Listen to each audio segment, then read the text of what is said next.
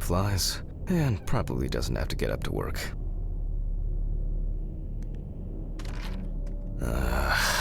So much light everywhere. Some days, I just feel like setting fire to all this paperwork. I'm fed up with it.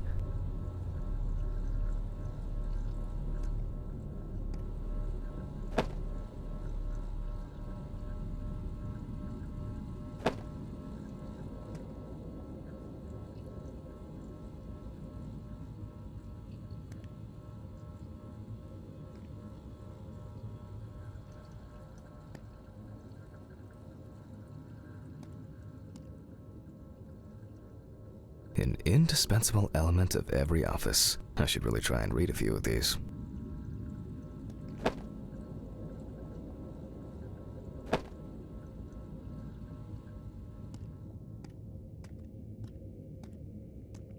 Menu for today: dinner in town and takeaway coffee.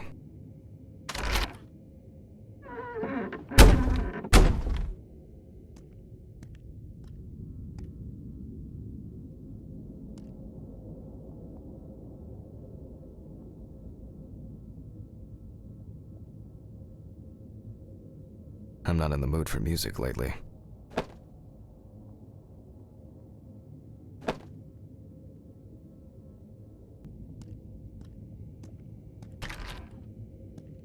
A pill a day keeps the defective Jack away. It's a shame these won't help with my hangover. It's just too dirty to use. The fucking phone. Okay. I know I'm late. I'll be there soon. It's not like the dead are impatient.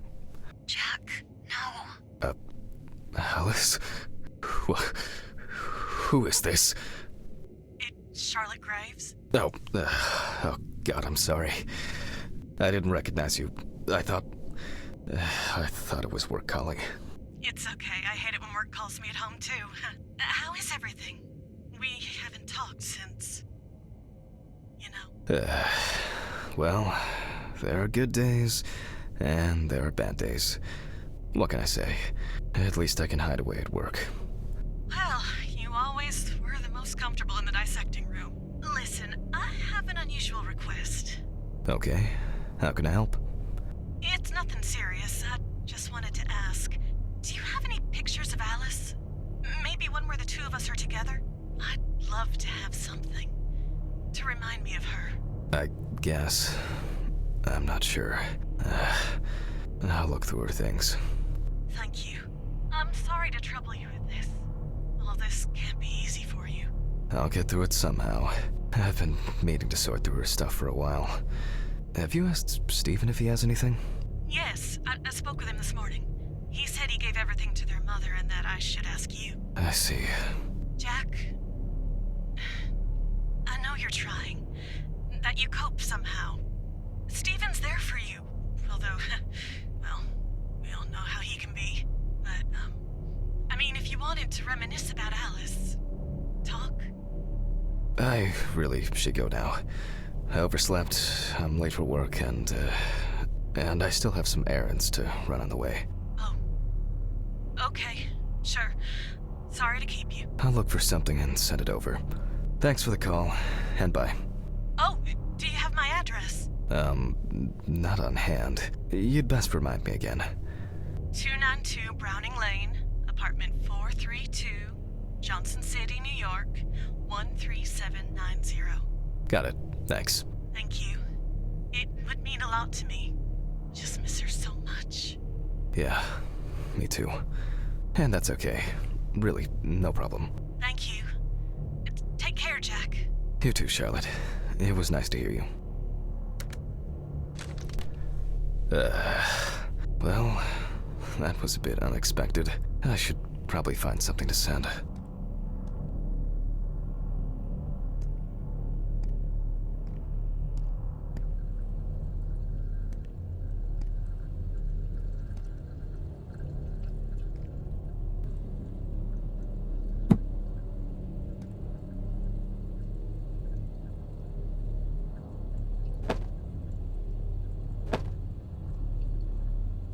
It's always good to have something for a rainy day. Alice and Charlotte in Amsterdam. It's hard to believe they've known each other for so long.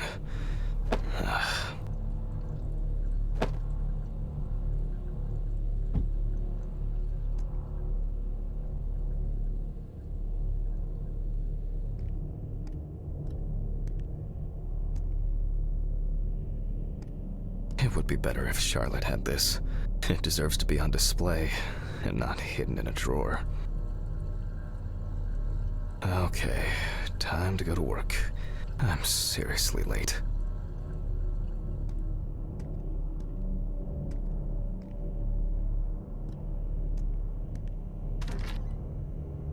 I should grab some coffee and aspirin on the way.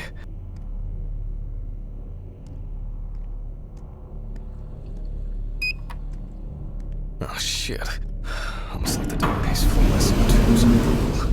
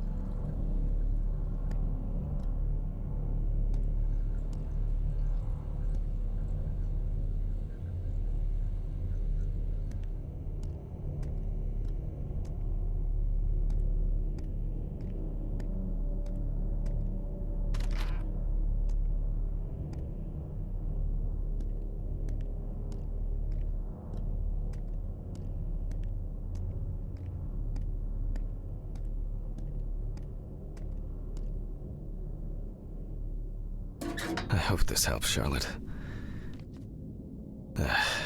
Okay. All done here. Time to go. Huh?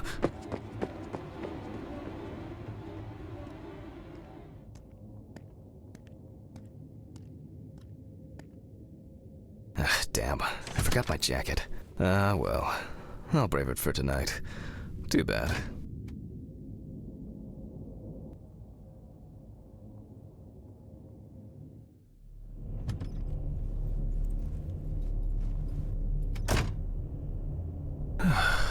Nice and fresh. At least it's peaceful here.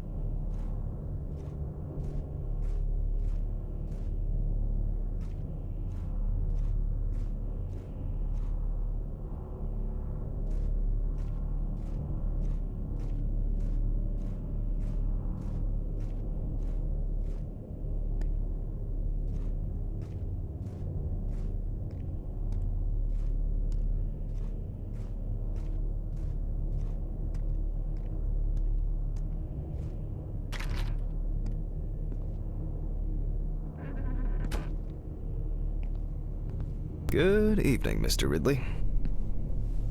The timesheet, Hammond.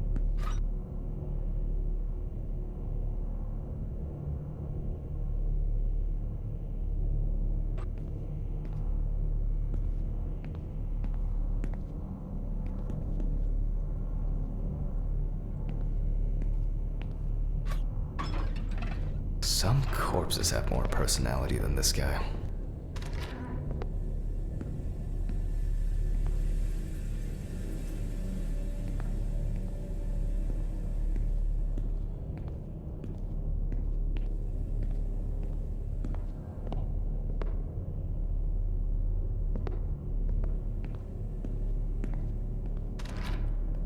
Christ. Who leaves the window open in the middle of November? So I'd better check the answering machine.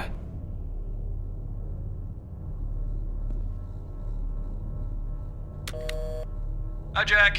I dropped by a little early today. I left the body with Ridley in the corridor. He wasn't sitting in the locker then, so maybe he'll even throw him into the room. Well, how are you doing? I mean, it's your first birthday without her, and... This, I still have a hangover, and you know me, I run to the John like the neighbor's fucking dog. You know, today I slipped on his shit again. That fucking furball. He always has to shit next to my car. Anyway, I can't come over in the evening, but we'll catch up on the weekend, okay? Bye. Fuck, I almost forgot. Charlotte called me this morning. She asked about you, so answer your calls, Jack. This time it's not a reprimand for being late. That's par for the course. I wonder when this clown will learn to look under his feet.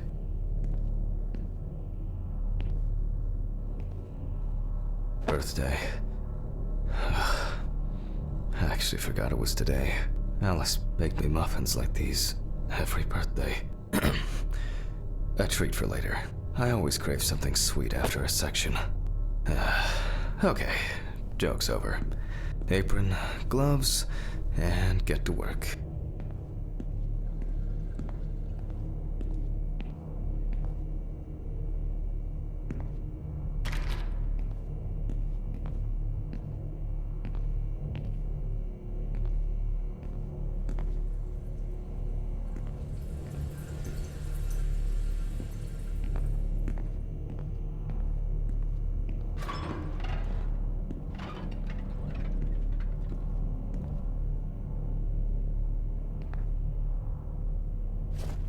Ah, man. I remember you. You were on that talent show. What was your name again?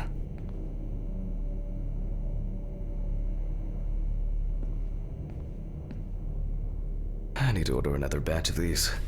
I've got to remember to do that later. And that's the whole point.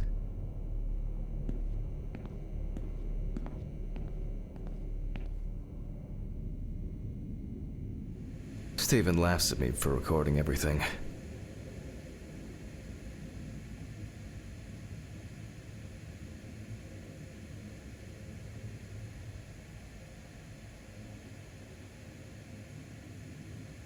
He says I have a bigger collection of stuff like this than most of the creeps he's caught.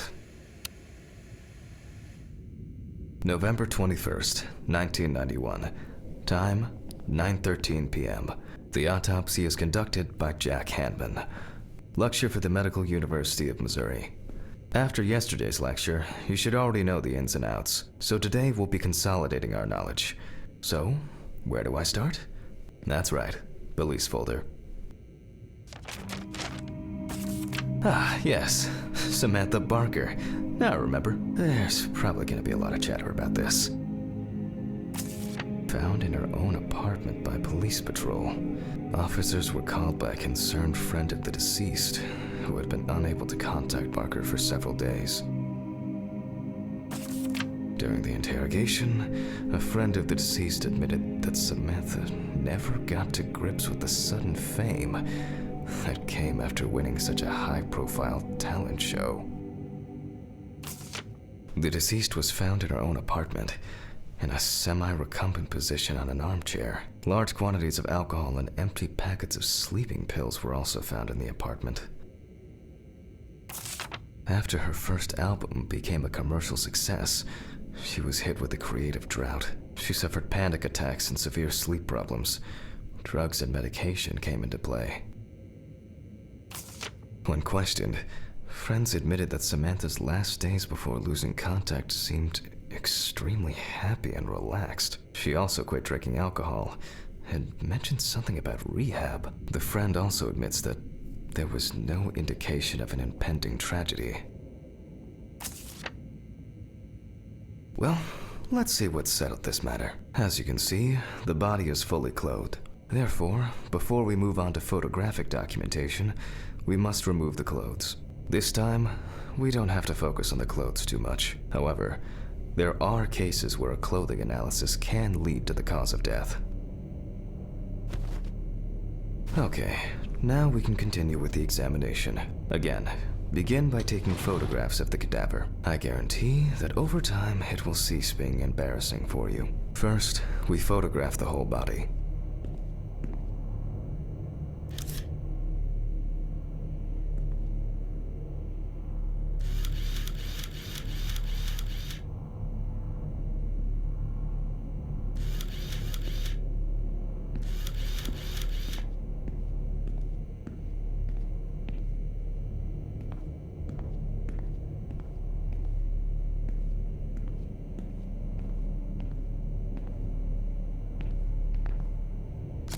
And now, any suspicious-looking marks or wounds.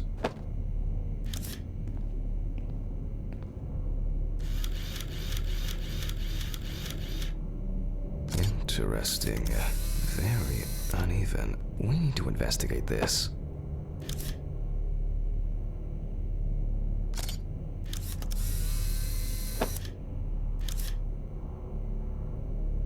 You don't get such bruises from a normal contusion.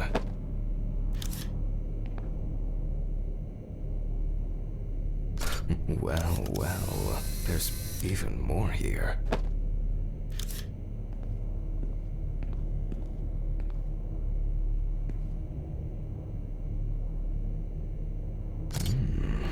Yes, I've seen this many times.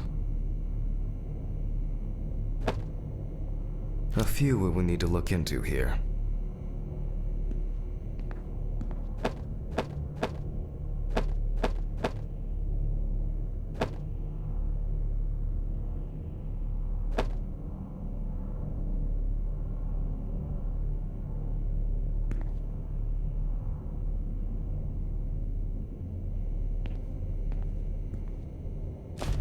Notes prepared. Time to take a closer look.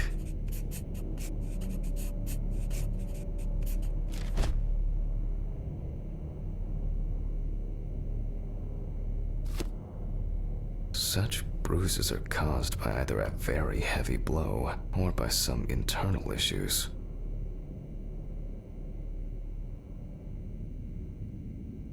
And here's something interesting. The skin of the deceased is covered with numerous blisters. Some of them are ruptured. Others still contain fluid residue.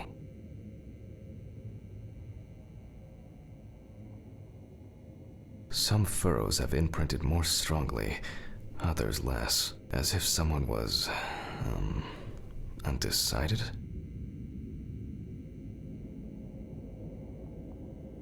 The number of bruises suggests that there may have been some kind of tussle.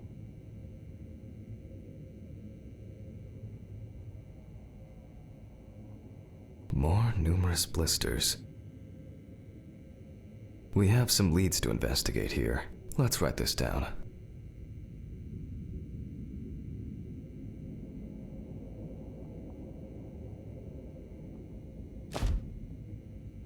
Currently, it's difficult to say whether the bruises were on the neck of the deceased. Given the condition of the deceased, it's difficult to tell immediately whether the bruises were the result of a struggle or perhaps the result of iron deficiency.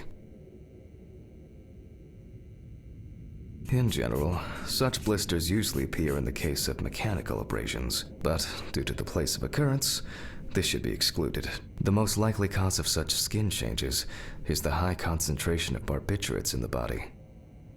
Although it's easier to have abrasions on your feet, but the number and size of the blisters suggests that it's probably a matter of barbiturate poisoning.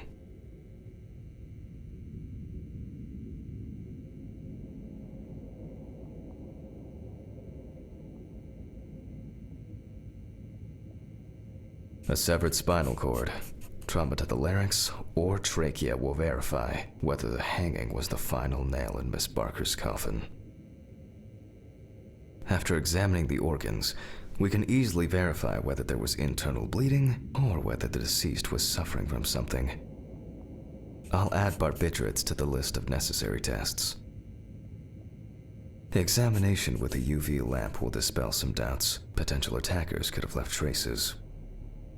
To be checked in the lab later. Given the testimony of the victim's friend, I add alcohol poisoning to the list of potential causes of Miss Barker's death. A blood test will no doubt quickly verify that hypothesis. But first I'll check for external traces. For this we use the good old UV lamp. I look carefully at the whole body. UV rays will reveal any traces. The area around the head is empty. Torso, empty without marks. Right hand clean. Legs, there's nothing here.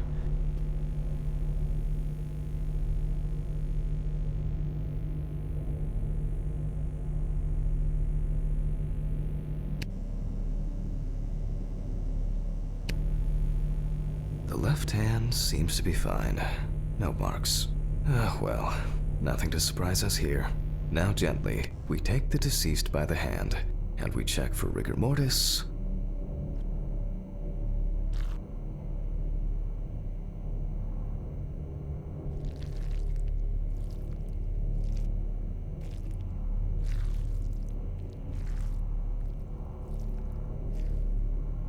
Again, the hand falls freely.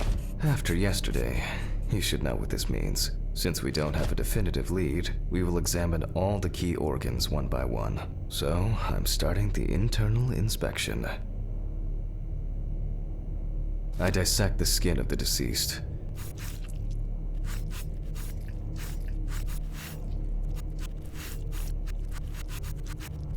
And I proceed to deflect the skin flaps. Compared with yesterday's body, the deceased has only trace amounts of adipose tissue. Now for the ribs. What do we have here?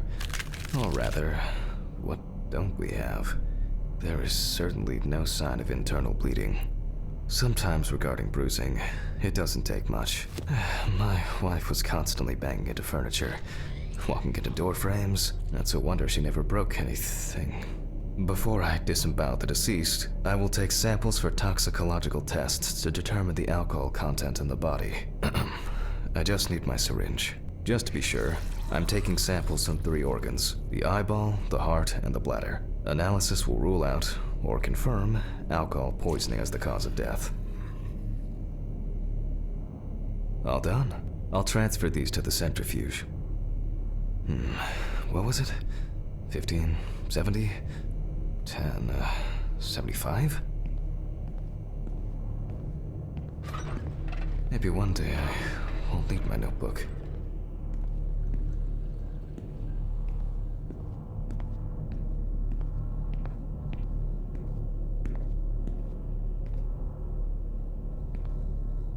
Numbers have never been my strong point. It's probably why I regularly forgot birthdays and anniversaries. I'm lucky Alice always forgave me.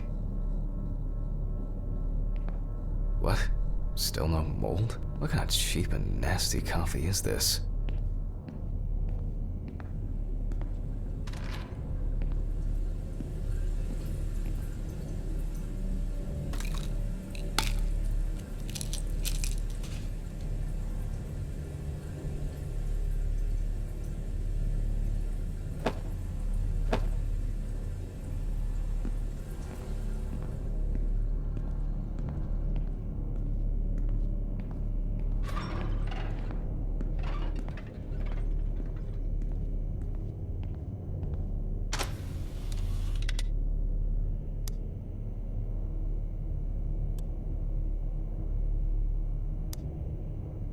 Gently does it with this old thing. Handle with kid gloves.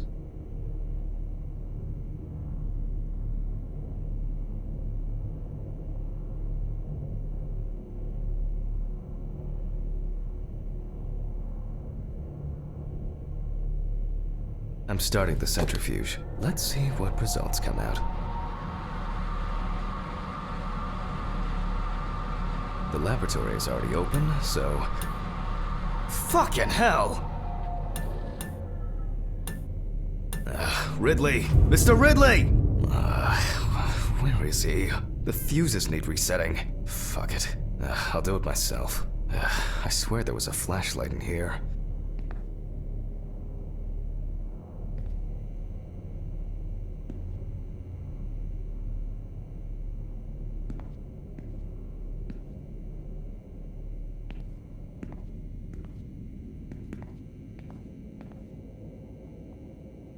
Scalpel, scissors, syringe, magnifying glass, knife. I guess I forgot to clean the knife.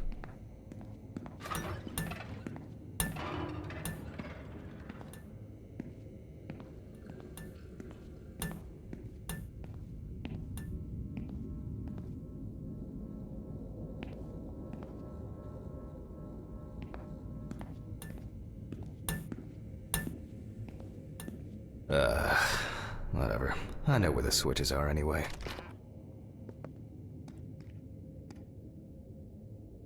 First the right, and then the left. And voila.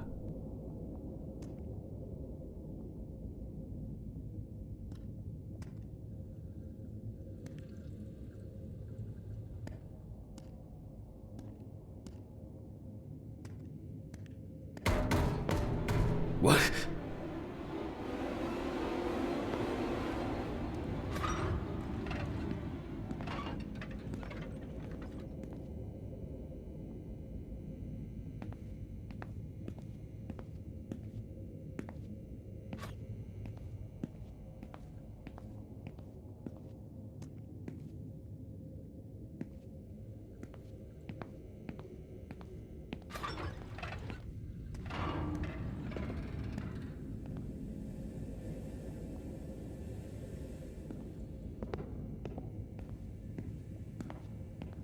What the... oh, for fuck's sake. Can't I work in peace?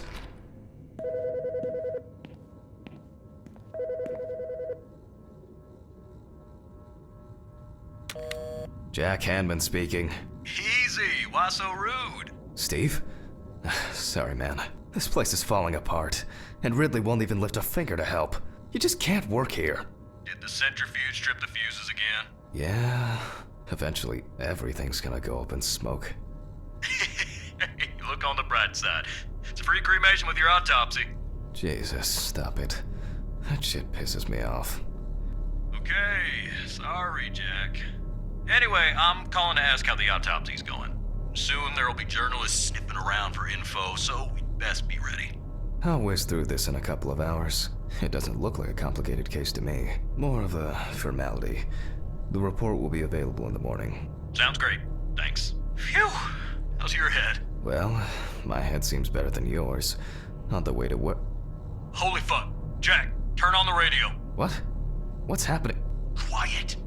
A 3-car police convoy was involved in an accident near Pete's Bay Bridge while transporting prisoners to Orleans Parish Prison. At the moment, we do not know the exact number of victims or whether any of the convicts escaped. However, the scale of the accident indicates a large number of victims, possibly even fatal ones. Police are on their way to investigate the incident and secure the area. We know that the injured prisoners are on death row. The police were to transport them to their execution, which was to take place tomorrow morning. Many of them are very dangerous criminals. We will report on the matter on an ongoing basis, so stay tuned with us. What? Was... Steven... Was Red Pete one of the passengers? He was, wasn't he? What if he survived? Jack, I have to go. They want me on site. What if he survived? I gotta go. Talk to you later, okay? Fuck. Calm down, Jack. Pills. I need my pills.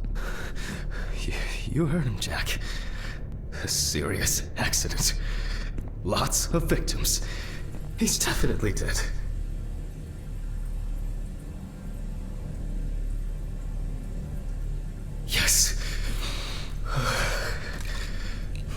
Nothing's going to happen. Christ. I've got to get back to work.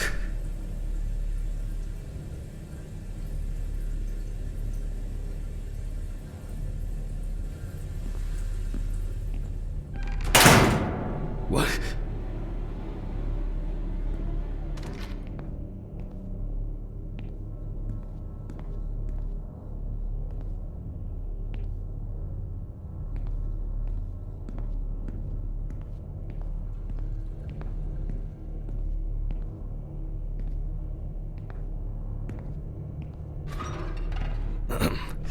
Technical break. At least I know I can pursue a career as a janitor if I need to. My old but trusted centrifuge. Ideal for all the fluid tests I need to perform during an autopsy. Fucking hell!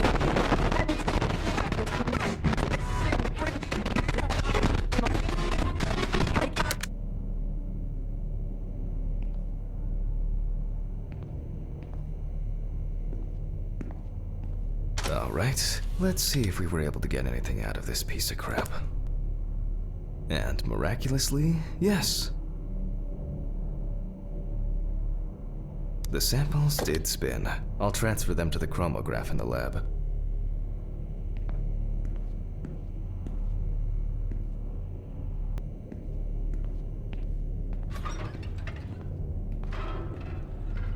Alright, let's load this up.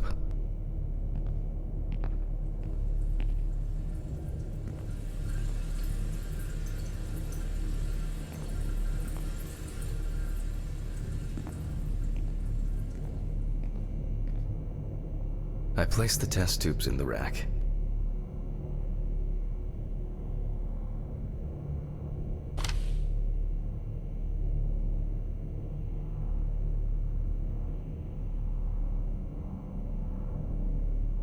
Now, just take 5 milliliters from each.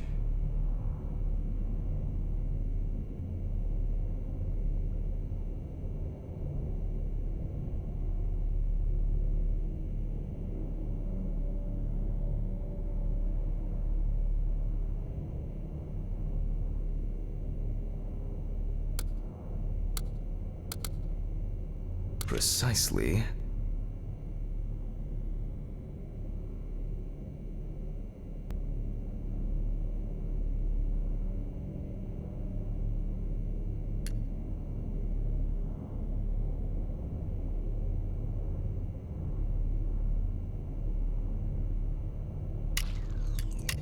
And the next.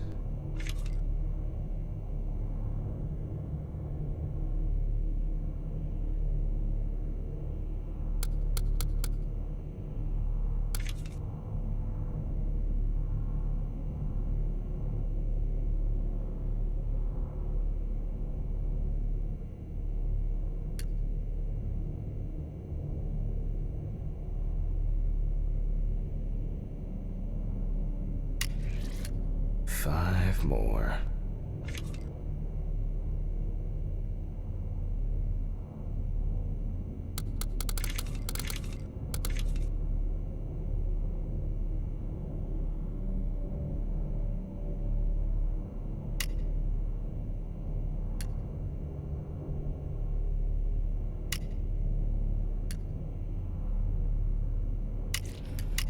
We put the prepared sample into the machine.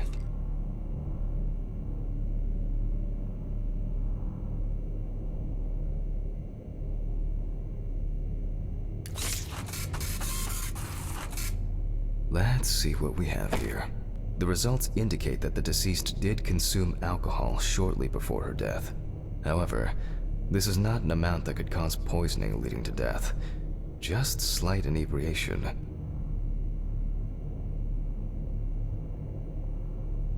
I can return to the body and continue the rest of the examination.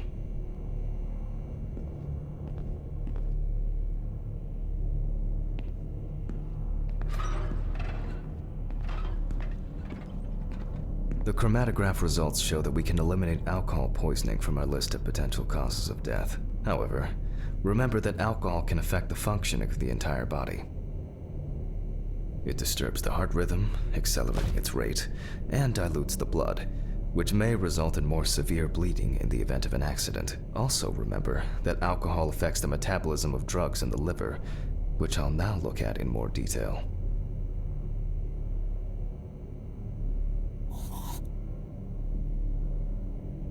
First, I'll pick up the syringe again.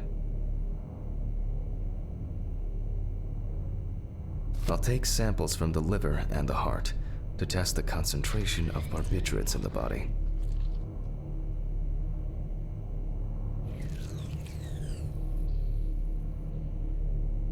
That's enough. I'll do the test later. I'd best not try my luck with the centrifuge right now. Now I removed the liver.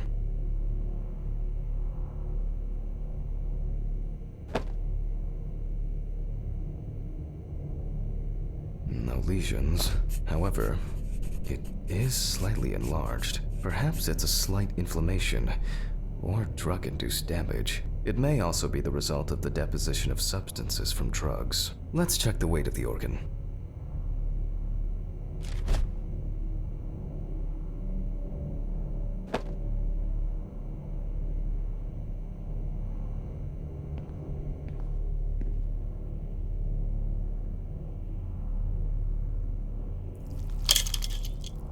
The weight is 1,300 grams.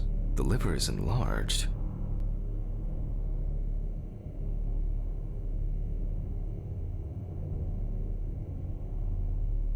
I'll move on to a cross-sectional study. Perhaps the enlargement is the result of early cancerous changes. The blade glides through smoothly. I don't feel like I'm encountering any changes with an unusual structure.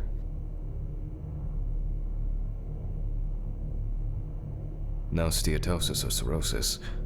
The liver is actually quite clean inside.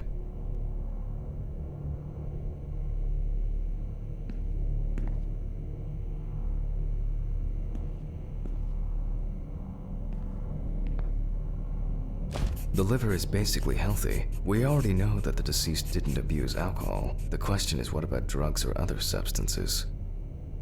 I move on to the heart.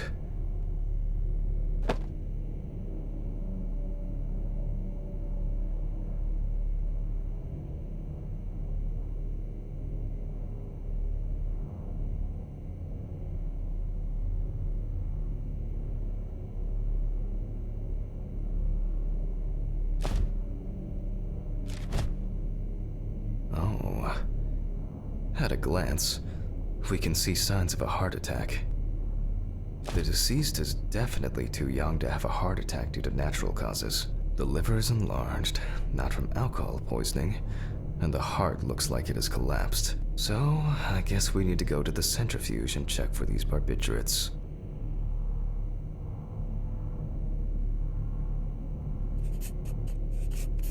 The last time I saw this kind of poisoning was a few years ago. I better check the data in my notebook. He was a middle-aged guy. He took his medication and forgot about it. So he took another pill. He forgot again and took another one. And another one. Until he took the last one. That's why it's better to have amnesic drugs in boxes labeled with the days of the week. This sort of thing rarely happens anymore. Doctors tend to prescribe benzodiazepines. They are safer, but still shouldn't be combined with alcohol.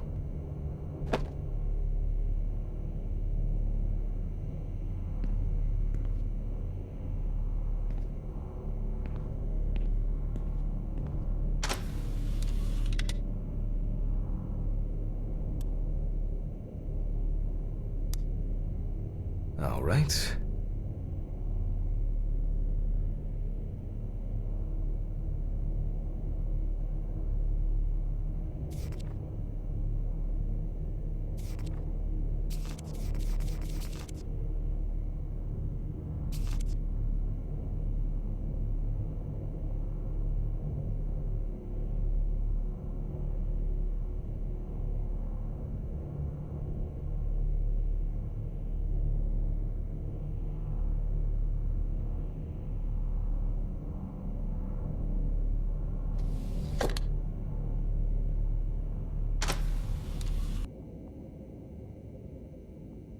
We close the centrifuge and pray that it doesn't trip anything again.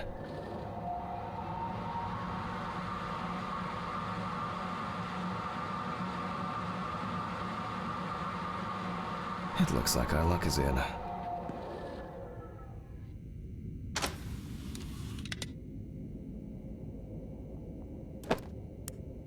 We can take the samples to the lab now. I wonder how she was able to get hold of these drugs.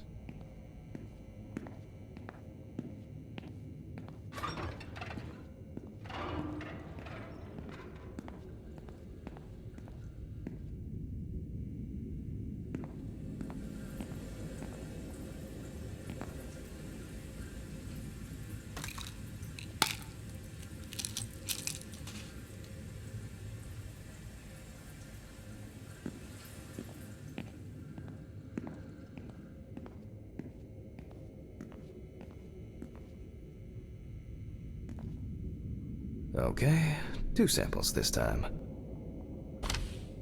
6 milliliters each.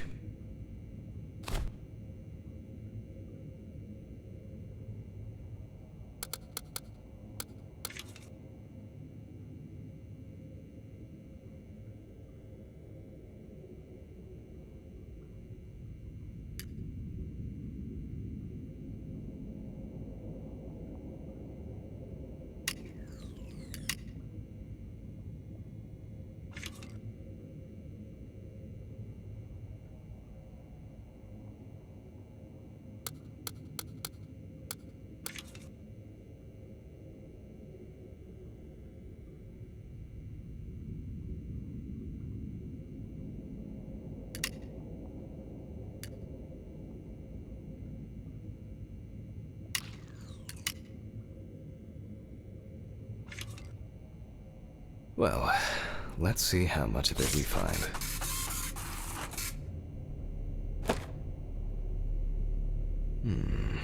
Nothing surprising. Significant amounts of phenobarbital metabolites of hepatic origin.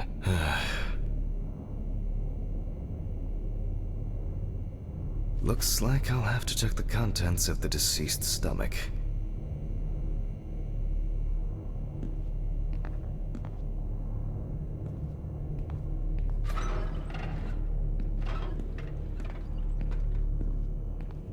The tests showed that the collected blood contained enough barbiturates to cause cardiopulmonary collapse.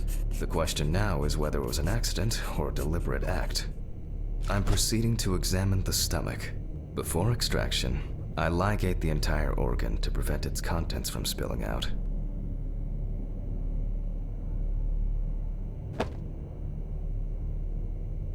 Okay, I'm now cutting out the organ, which will move to the board for dissection.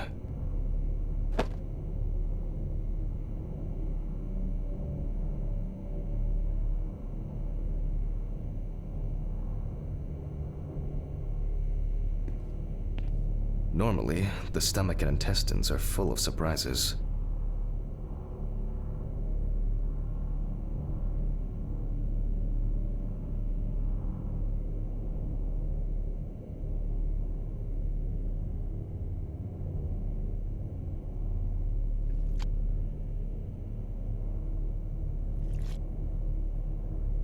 But not this time. We see remnants of undigested food and a dense mass of pills.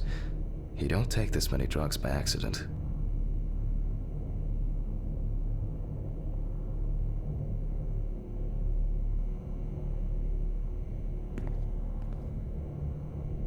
Length and width normal. No obvious pathological changes. Undigested drugs found in the stomach of the deceased. The direct cause of death was probably an overdose. I'll check the rest of the organs, and then the nervous system. We'll see how significant the marks on the neck are for the whole case.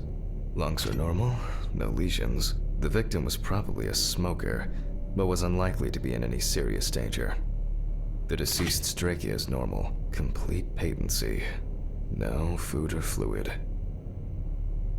The deceased's intestine is normal, no clear pathological changes. Abdominal cavity checked off. We can check the brain.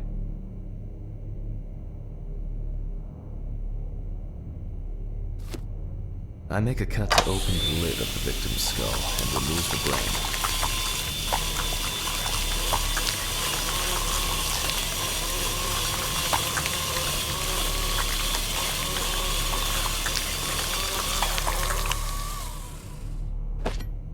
Brain is normal. No obvious lesions. Alright, I need to dissect it on a board.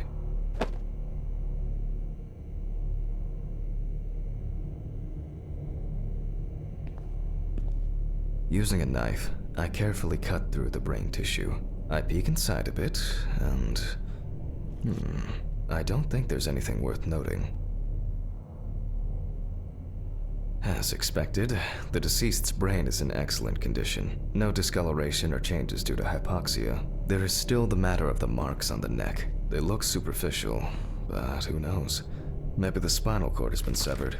I need goggles and a saber saw. I think the goggles were in the desk drawer. Oh, they're out there. Alice.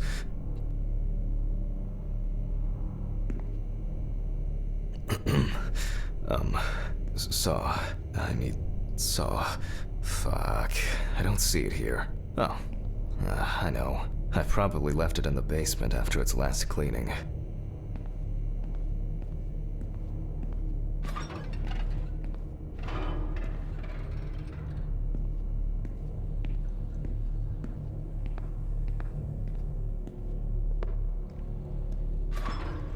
Mr. Ridley, I need a key to the basement. It's in the social room. Why is the key lying at the...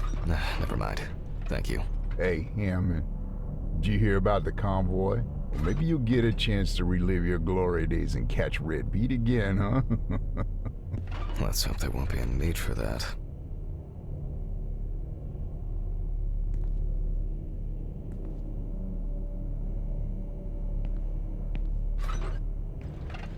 If only he could put that much enthusiasm into his work. I get the feeling that searching through this rubbish is more pathogenic than working with corpses.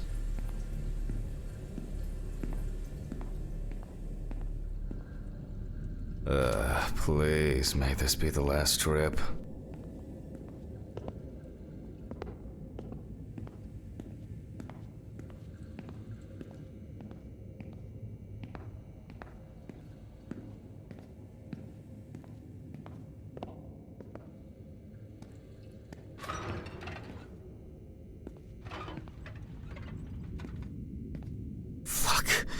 Why did the prison convoy have to get into an accident? Jack, take a deep breath.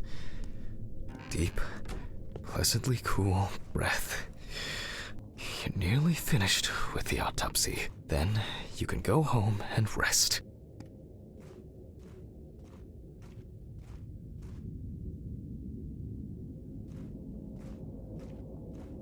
I'll take the saw.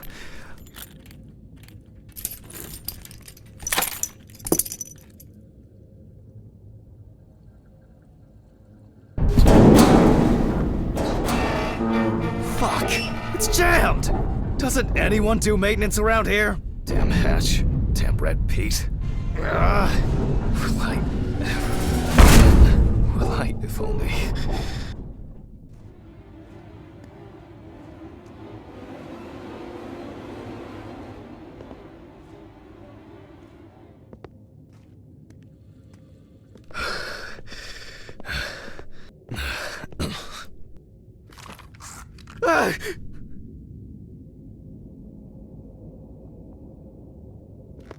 It would be easier if I put things away properly.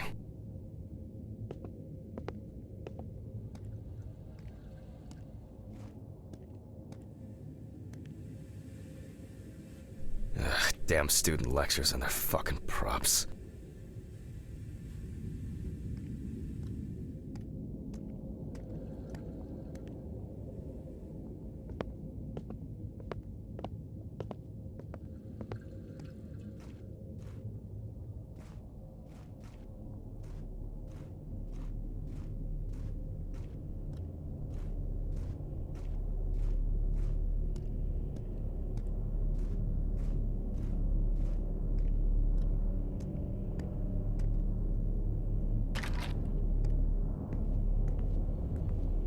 And like clockwork, he's already sleeping.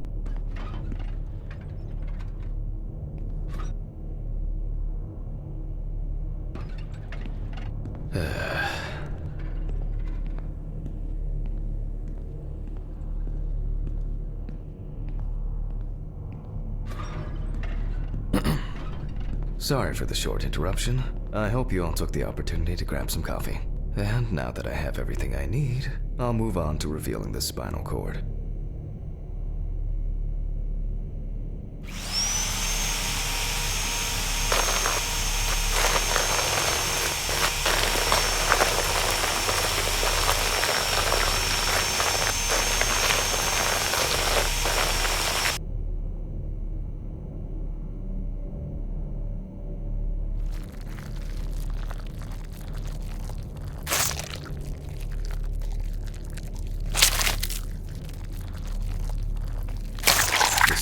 Is removed. I can see that the spinal cord was not severed. This shows that apart from the marks around the neck, hanging didn't negatively affect the condition of the deceased. Ladies and gentlemen, almost over. Now, to sum up and tidy away the body. The direct cause of Samantha Barker's death was a heart attack resulting from an overdose of barbiturates.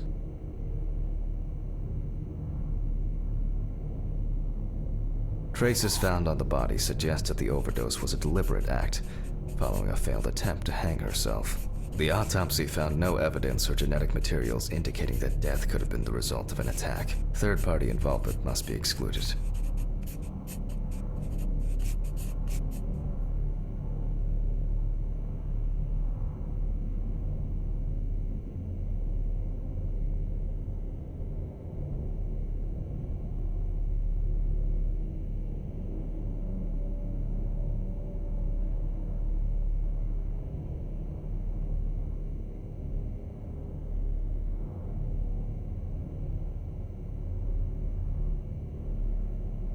Autograph, and we can start sewing.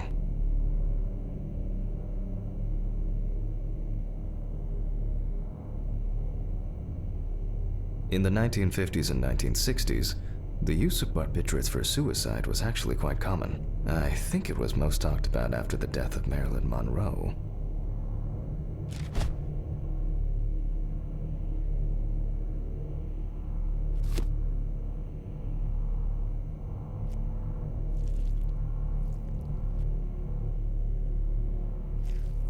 At home, it was a help and comfort. On death row, a farewell to the convicts.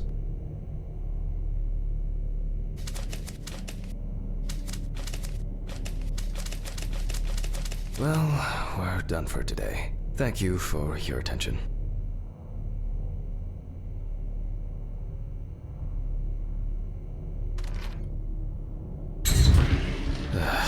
Tiring day. I can feel those hunger pains coming on. I guess I'll have to pick something up along the way. Gloves in the trash, leave the apron for cleaning. Now I can go. Camera. I didn't turn it off.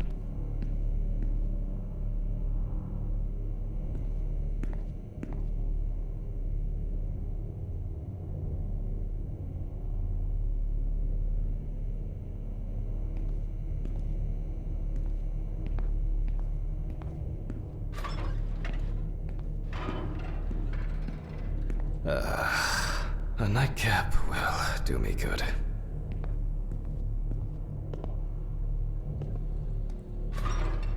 Good night, Mr. Ridley.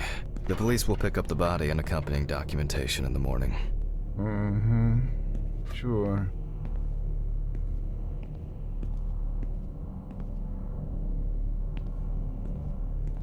I guess there are actually two things in this world you can be certain of.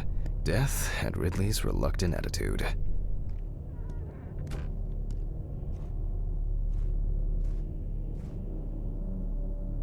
Alright, maybe three things. My whiskey on the rocks when I get home.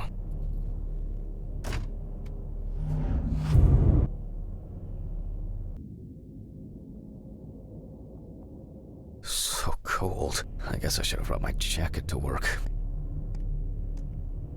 This block can be quite intimidating when it's so quiet. Almost there. Stephen didn't want to go out for a drink tonight, so I'll drink my whiskey in the company of my TV. Shit. I forgot the muffin. Well, Ridley will have a nice treat for the night. I'm sure he'll be his happy, thankful self tomorrow.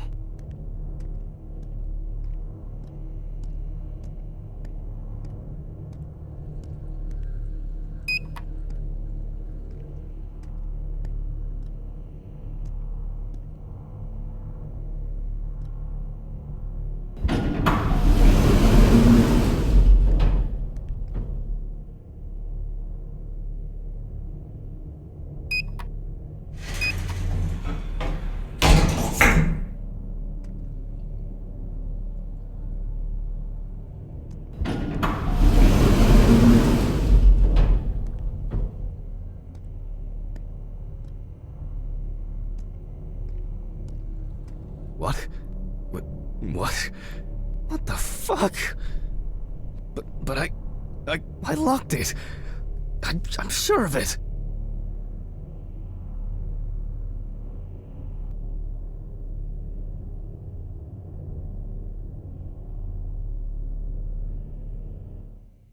Who the fuck did this? I don't have anything valuable. Money. They must have... Oh, God. Oh, God.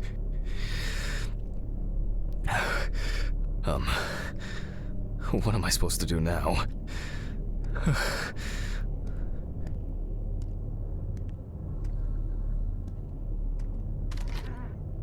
Fuck! Great. That's all I need. What if it was Red Pete?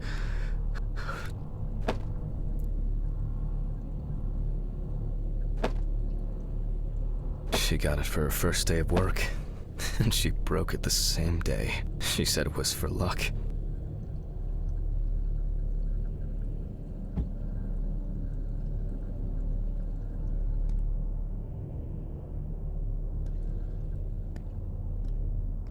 Where? I need my pills.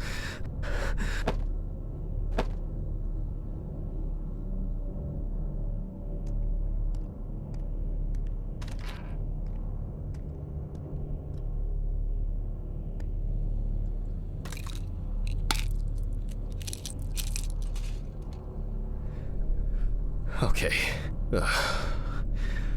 I'm gonna have to report this to the police. Christ. Why did the neighbors not report anything? I'm calling Stephen.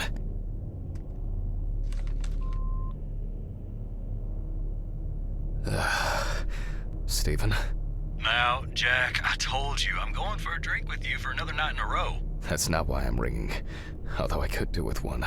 Someone broke into my apartment. What? Did anyone see anything? Have you called the police yet? No, I don't think so. Anyway, no one contacted me. As for the police, I'm calling right now, officer. All right. Do you want me to head around? Look for any trace evidence? I don't know. No, I guess not. Honestly, I don't have the strength to deal with it right now. I just want to lie down. Are you sure? Because it's no trouble at all. I think so. I'm sorry. I just wanted to calm down a bit. I don't know. That's probably some stupid joke. Only money was stolen. Money? From Alice's box? Oh, fuck. Listen, I can come over. I have the key. I'll drop by, do what I need to do, and you go get some sleep. No, don't trouble yourself. Lately, I've been just so tired and distracted. I don't know. Maybe I forgot to close the apartment door on my way to work. If anything else is missing, I'll let you know and call the police. All right. Just make sure you close it tonight. If you see anything weird tomorrow, let me know. Whoever did this may be watching you. I don't think anyone is dumb enough to come back. You're probably right. Take care, Jack. If you need anything, call me. I promise I will. Thanks, Stephen. Sorry to bother you again. I've just been all over the place lately. It's not a problem. Good night, Jack. Good night.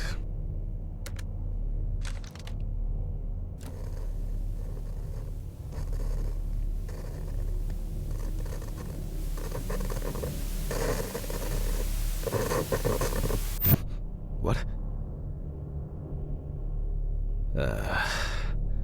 I guess I should clean this shit up.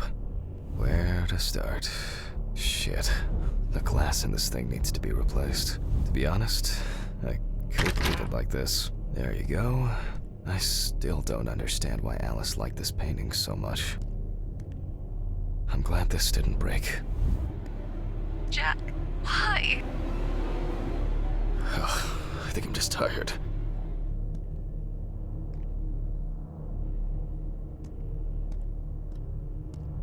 Maybe I could barricade the door with this. I should pack this thing away. I have no interest in DIY at the moment. Now I'm sure I won't get caught up in these papers. Alice's family should really have some of these. That's enough for now. Jeez, I'm exhausted. I'll get the rest in the morning. It seems like the burglar wasn't looking for anything here. Actually, I'm not surprised.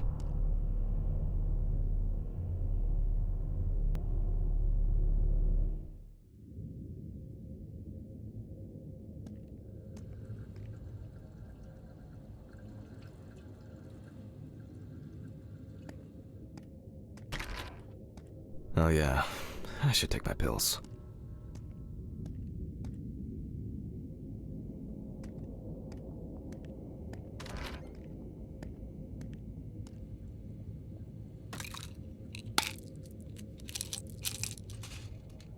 I feel like it takes me forever to finish these things.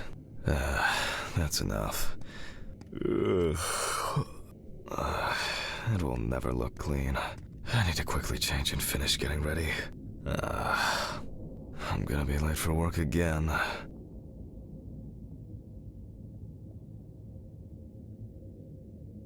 Got my keys, got my files. Check. Time to go.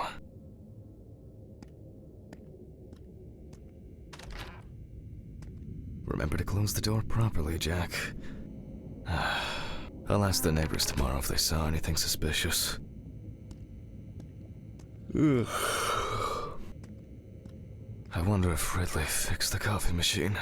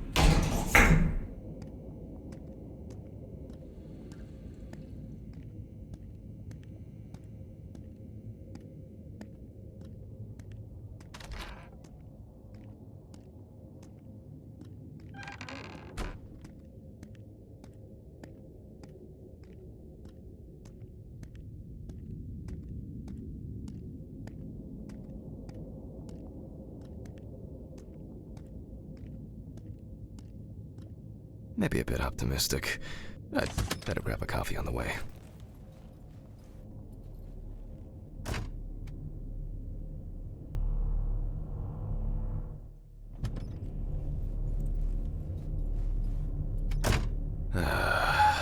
I'm exhausted. I wonder who Stephen brought in today.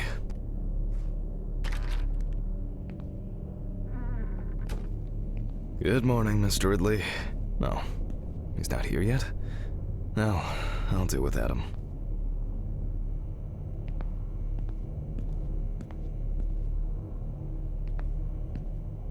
I hope he... Oh, come on. He was too lazy to even wheel the gurney to the autopsy room.